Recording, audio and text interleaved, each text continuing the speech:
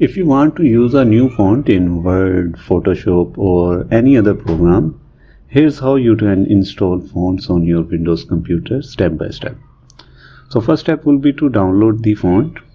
You need to download the font you want. There are many free font websites like Google Fonts, The Font or Front Square.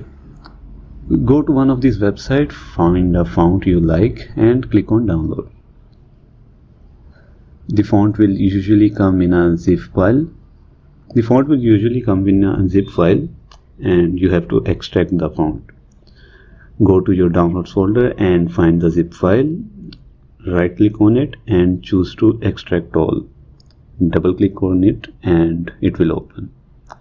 Inside you will see file with .ttf or .otf at the end, and these are your font files. Now the third step would be to install the font. Now right click on the font file and choose install. Or if you want the font for all users on the computer, click on install for all users.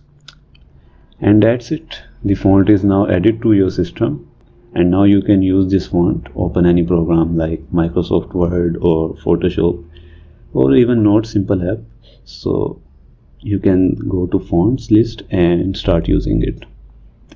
You can also go to settings and then personalization and then fonts to see all the fonts installed on your system.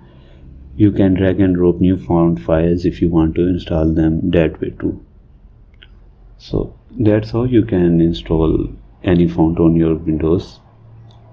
And you are done. Installing fonts on your Windows is easy once you know how. And now you can customize your text however you like. Let me know if you want a version of voice, poses and visuals too. Hit like and subscribe if you want more videos like that.